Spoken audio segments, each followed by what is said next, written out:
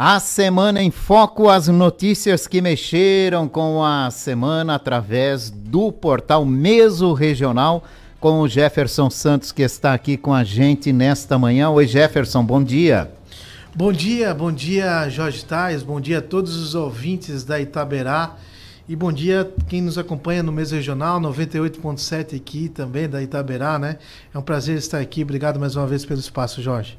Olha, Jefferson Santos, o Mesorregional acompanhou durante toda essa semana aquela sequência de chuva, aquela previsão, né? Aqui para Blumenau passamos até de uma certa forma tranquilo com essa situação, mas em algumas cidades do estado de Santa Catarina houve muito estrago.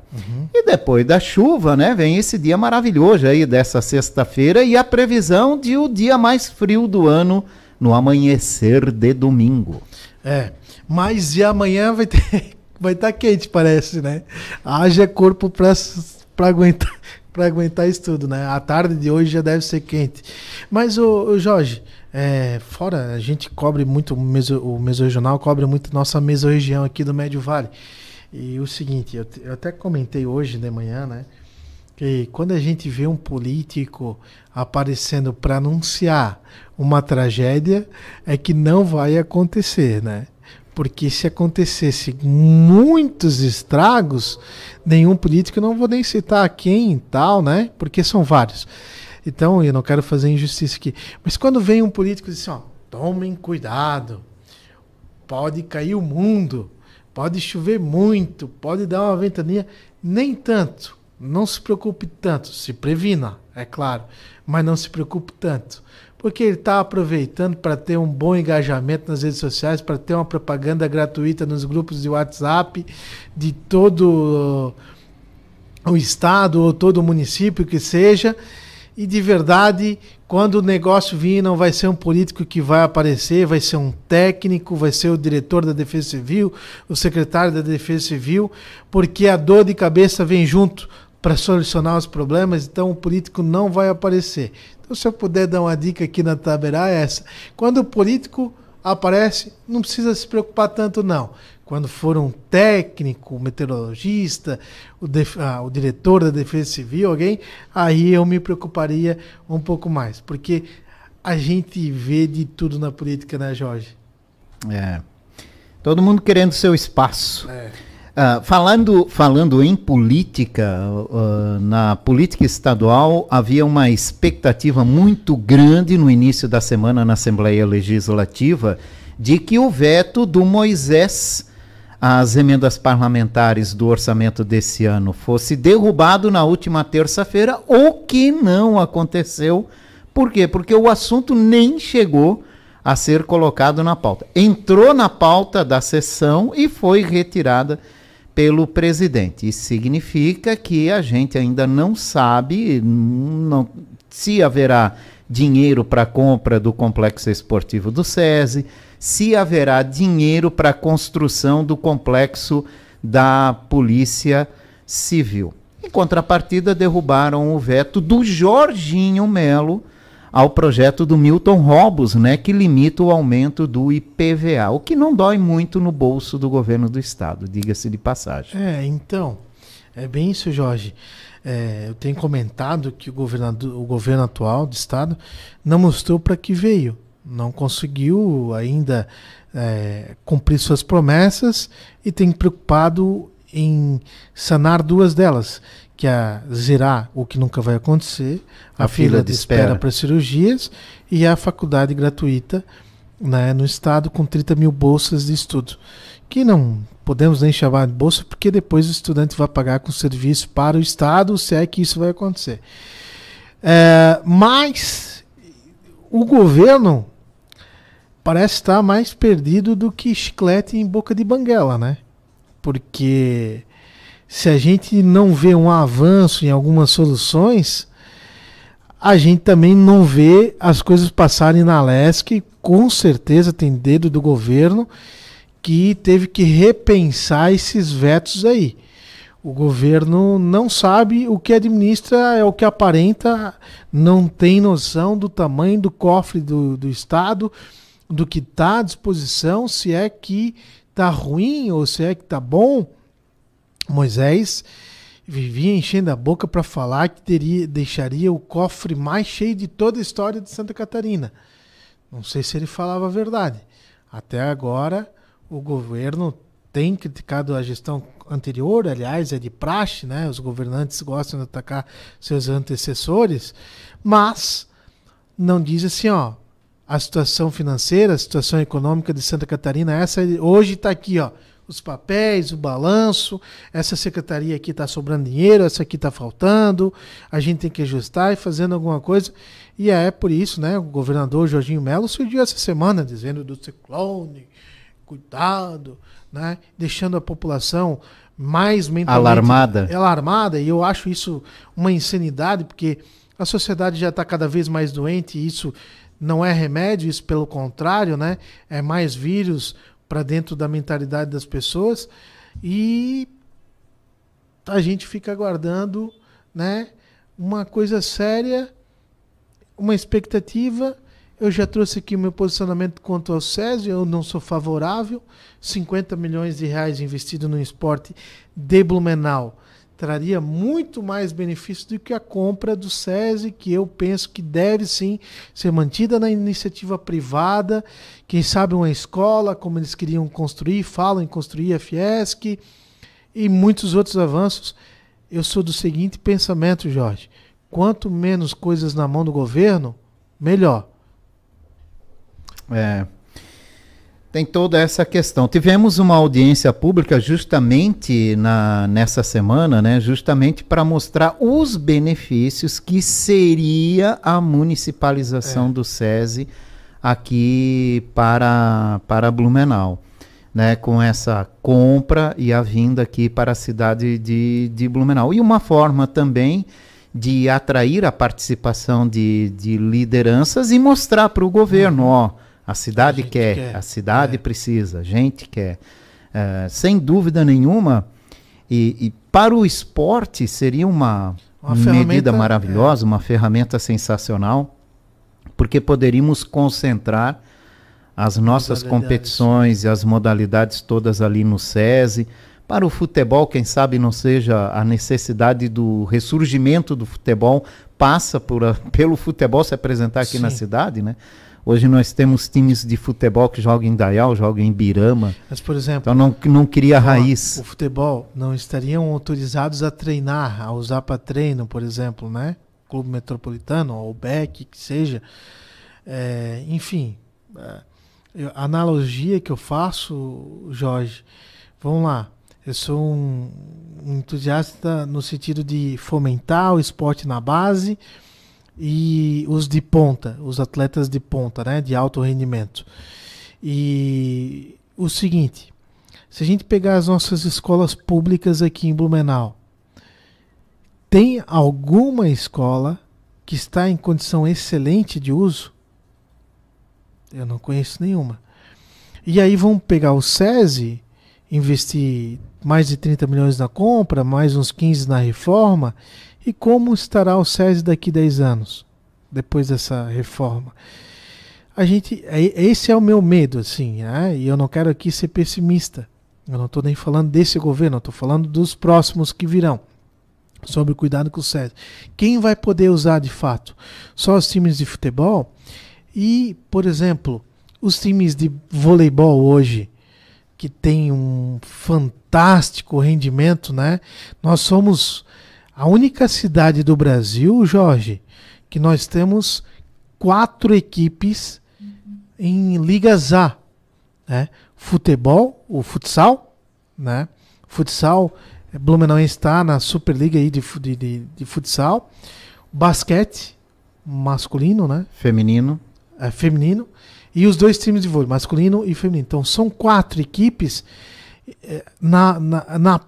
no topo, né, de suas modalidades, nas competições mais importantes de suas modalidades. A cidade valoriza isso? A cidade dá atenção para isso? E aí eu estou falando para nós, cidadãos, os empresários e cidadãos. Nós enchemos o estádio quando o futsal vai jogar? Nós vamos para o Galegão quando tem vôlei, quando tem basquete? será que isso realmente, né, esses 50 milhões de reais aproximadamente na compra e na reforma é o melhor jeito? Eu tô fazendo perguntas, né? Enfim. E aí, mais uma vez, vai ter políticos se aproveitando disso. Eu não tenho dúvida. E faz parte do jogo, mas tem os seus poréns, né? Exatamente. Bom, vamos em frente. Eu lembro aqui que a gente estava falando da FURB Federal e você trouxe a informação de que o que atrapalhou o processo da FURB Federal no governo do PT foi uma disputa interna política. E olha só, Pedro Uxay apresentou na Câmara dos Deputados uma proposta da criação da Universidade Federal do Vale do Itajaí com a fusão da FURB com o polo da UFSC em Blumenau. Vai de encontro à proposta de Jorginho Melo, que está lá no Senado, da criação da Universidade Federal do Vale do Itajaí, sem falar em polo da Universidade Federal de Santa Catarina. Tá vendo como eu não estava errado, Jorge? A briga, e aí, vai passar? Posso ser um pouco mais pessimista? Mas tu é muito pessimista. Hein? Realista. Vamos lá. Sabe por quê? Porque a briga também é entre o Décio e o Pedro. Mas eu acho que ali já está... Sanada? Será? Eu acho que sim. A Ana Paula Lima, inclusive, está viabilizando a visita aqui do pessoal do MEC para conhecer melhor e tal. Então está mais engajada nessa proposta da federalização da FURB. Aparentemente. Então, vamos lá. Então, vamos pensar o seguinte. Pedro Uxay conseguiu aliás, o contrário, né? A família Lima conseguiu o polo da UFSC. Ao desencontro dos louros que Pedro Uxay ganharia com a federalização da FURB. Hoje inverteu o negócio. Família Lima ganharia os louros da federalização da FURB e o Pedro uma nova universidade federal aqui para o Vale do Itajaí. Então, os dois ganham, né? Não sei qual o objetivo aí do Pedro, né? Além porque ele já é terceira ou quarta vez deputado federal. Não sei se ele tem a pretensão de ser candidato ao governo do estado, enfim. Embora eu acho que no partido que ele se encontra e que ele fez história, é muito difícil ser governador, talvez a maior impossibilidade, né, de ser governador em Santa Catarina é ter um governo de esquerda. Mas nada é impossível. E aí, né, pode ver, embora eu vejo como, olha, meu pai não fez universidade, mas eu conheço, meu pai é jovem, tem 56 anos, mas ele já ouvia quando criança falar em federalização. São 5 décadas, pelo menos 6 aí, de gente que eu conheço falando em movimento para federalização. Tem seus benefícios. Também deixar a FURB do jeito que está é um pecado, porque não está boa a situação da FURB não, tem perdido espaço no mercado, tem perdido números de estudantes. Parece que o salto até foi positivo, saldo positivo nesse ano, aí, início de ano, com relação ao ano passado. Vamos ver, né, como é que vai ficar, porque isso é um diamante que a gente tem em Blumenau, mas que tem perdido o seu brilho, né? Então a gente também torce para que a gente continue com a universidade séria para capacitar a nossa gente que merece também, né?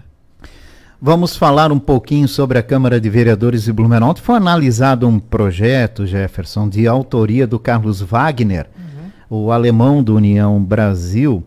Essa proposta era sobre o direito da pessoa com deficiência e do treinador habilitado, acompanhados de cão-guia ou cão de assistência, de ingressar e transitar em qualquer meio de transporte, local público e estabelecimentos no município de Blumenau. E essa proposta foi rejeitada pelos vereadores. Foram 5 votos contrários, 4 votos favoráveis, 5 abstenções e foi encaminhada para arquivo. Jorge, quando você vota, você pode se abster. Nós, como eleitores, né, quando vamos lá na urna, para um executivo, tem duas opções que você não concorda, você pode ir lá votar branco, nulo lá, né, embora, né, você está dando a chance de alguém escolher para vocês. E 5 vereadores de Blumenau deram a chance de outros escolherem por ele. Mas é muito diferente o nosso papel do que o papel de um vereador. Porque quando nós escolhemos alguém, nós queremos que aquele alguém escolha por nós. Nós demos essa autorização. E se abster, para mim, é um gesto de covardia. Tem gente que vai dizer que eu estou chamando de covarde. Eu estou falando que o gesto é de covardia. Vamos lá. Cão guia serve para quem, Jorge? Para cegos. Isso. Deficientes visuais. Cães auxiliares para pessoas com deficiência. Eu fiz uma fala na véspera da eleição do ano passado sobre a insensibilidade do governo Moisés, do ex-governador Moisés, que se trajou a lá Zelensky, se apropriando de uma imagem caricata que Volodymyr Zelensky criou perante o mundo para fazer sua campanha. E eu penso que isso é um gesto de insensibilidade com as vidas humanas, com as pessoas ceifadas na guerra, né, com milhões de pessoas que deixaram seus lares.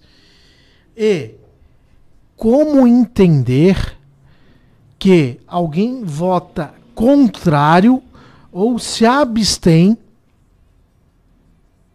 a cães guias para pessoas deficientes, sendo que nenhum desses possui deficiência? E quando eu falo que é um gesto de insensibilidade, por que não se colocou do lado de quem mais precisa? Eu vou citar nomes aqui. O presidente não votou, porque é o voto de Minerva, mas o vereador Adriano Pereira, o alemão, o Carlos Wagner, que é o autor, né, do projeto, o vereador Gilson de Souza e o vereador suplente Ronaldo Regis votaram favoráveis ao projeto, né? Então são eles. Já o vereador Tuca, o Gustavo de Oliveira, né, suplente do PSDB, a Lucimara Baldi do Podemos, o Jovino Cardoso do Solidariedade e o Maurício Gol do PSDB votaram não. Então o PSDB votou contrários ao projeto. Base Real do Governo votaram não. Então você, deficiente, pensem nesses nomes, lembrem desses nomes. Os outros que você precisa se lembrar,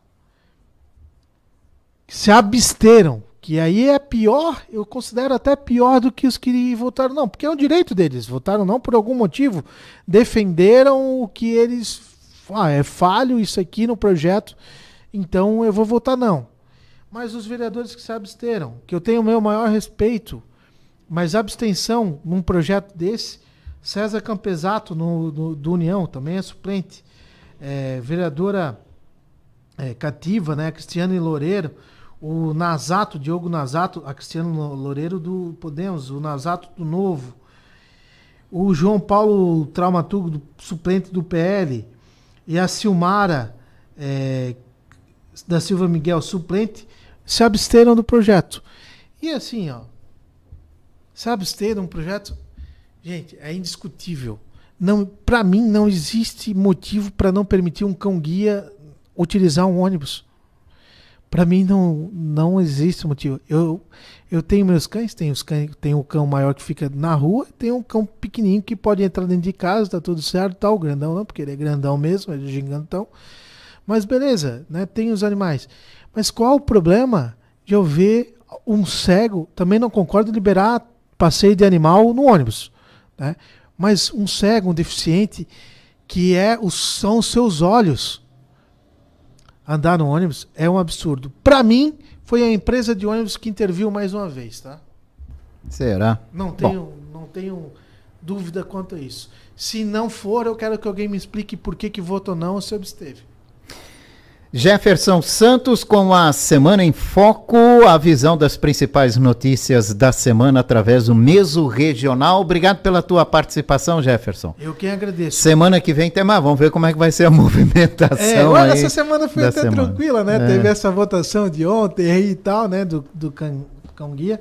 Agradecer o Alisson que está acompanhando, vai fazer parte agora, já está fazendo parte do time Meso Regional. Se eu puder fazer o convite aí para as pessoas, inclusive eu vou deixar 2 ingressos aqui para a Rádio Taberá, para vocês aí, Jorge, pode definir, né? Em julho ainda, né? Lá no dia 7, show nacional do Matheus Fernandes, Kelvin O'Cris e Ferrugem aqui no Parque Vila Germânica, que tem o apoio do Meso Regional, cobertura oficial do Meso Regional. Estou deixando o par de ingresso aqui para vocês.